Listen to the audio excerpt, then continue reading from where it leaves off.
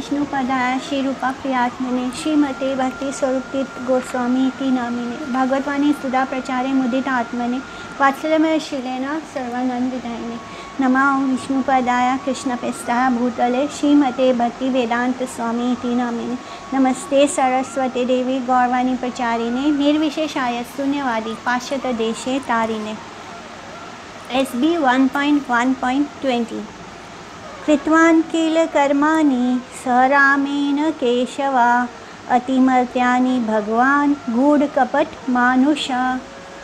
भगवान श्री कृष्ण बलराम जी के साथ बहुत सारे ऐसे लीला किए जो कि एक इंसान के लिए पॉसिबल नहीं है, लेकिन वो एक मनुष्य की तरह उन्होंने ढेर सारी लीलाएं की हैं बलराम जी के साथ। तो आजकल समाज में क्या है, हम किसी को भी अवतार मानकर उनकी पूजा करते हैं। जैसे कोई भी अगर कुछ मैजिक दिखा दे, जिससे कि कुछ भी डिस्प्ले कर दे मैजिकल मिस्टिक, तो हम उनको भगवान मान लेते हैं, उन्हें भगवान का अवतार मान लेते हैं और उनकी पूजा करने लगते हैं, उनको फॉलो करने लगते हैं। तो ऐसे लोगों के फॉलोअर्स आजकल भारत देश में बहुत ज़्यादा हैं।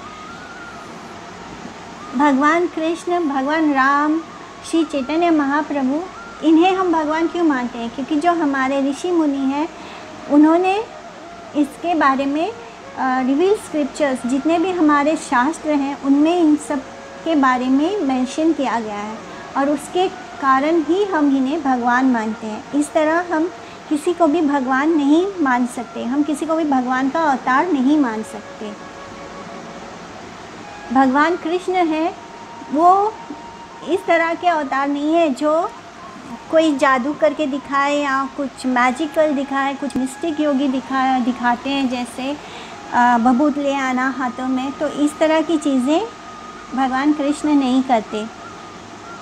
जब वो जन्म लिए थे तो अपने माता के गर्भ से जब उन्होंने अपीयर किए थे, तब वो विष्णु जी के रूप में, चार भुजा रूप में थे। और जब उनकी माता ने उनसे रिक्वेस्ट किया तब वो एक नॉर्मल ह्यूमन चाइल्ड की तरह प्रकट हुए। उन्होंने अपने आप को ट्रांसफॉर्म किया एक ह्यूमन चाइल्ड के रूप में। और तुरंत उसी समय वो गोकुल के लिए भी चले गए और वहाँ उन्होंने नंद महाराज और यशोदा मैया को अपना माता पिता स्वीकार किया।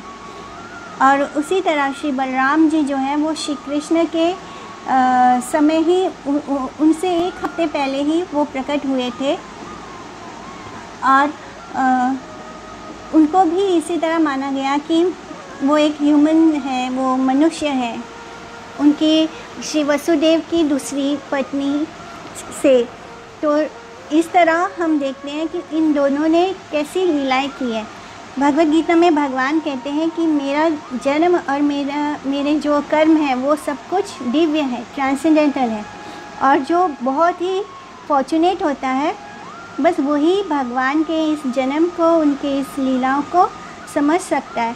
और जब वो ऐसे समझ लेता है तो वो उसी क्षण मुक्त हो जाता है और भगवान के घर लौटने के लिए एलिजिबल हो जाता है।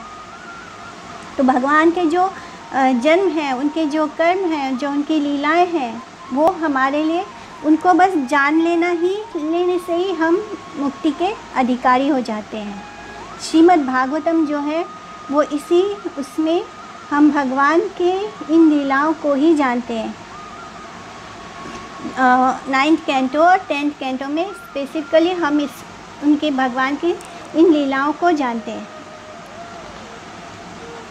तो भगवान के इन जो लिटरेचर्स हैं, जब हम इनको आगे पढ़ते जाएंगे तो हम धीरे धीरे भगवान की इन लीलाओं को समझते जाएंगे। भगवान कृष्ण जो है वो उनका जो सुपर ह्यूमन एक्ट है वो उन्होंने अपने माता के गोद में आते ही करना शुरू कर दिया था।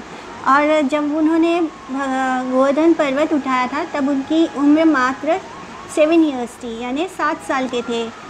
और ये सब कुछ इस बात को प्रूव करता है कि जो भगवान कृष्ण है वो भगवान है। भले ही वो दिखने में एक ऑर्डिनरी ह्यूमन चाइल्ड लगे और उन्होंने एक सो कॉल अपने माता पिता को और अपने रिलेटिव्स को स्वीकार किया है, तो ये सब उनकी लीला है। जो उन्होंने किया वो कोई भी एक साधारण व्यक्ति नहीं कर सकता। अगर हम आजकल के ज़माने में किसी भी योगी या जो मिस्टिक दिखाते हैं, अगर हम उनसे कहें कि वो अपनी कनिष्ठ का उंगली पर गोवर्धन पर्वत को उठाकर दिखा दे, तो वो ऐसा नहीं कर पाएंगे। वो छोटे मोटे जादू या मैजिक दिखाकर लोगों को उल्लू बना देते हैं। तो इस तरह जो नैमिषारण्य में ऋषि मुनि इकट्ठा हुए थे, वो ऐसे बोलते हैं कि भगवान के जो लीला है वो ह्यूमन बीइंग जैसे उन्होंने किए हैं, लेकिन एक्चुअली में वो कौन है? वो शिव भगवान है, Almighty personality of God head है। हरे कृष्णा।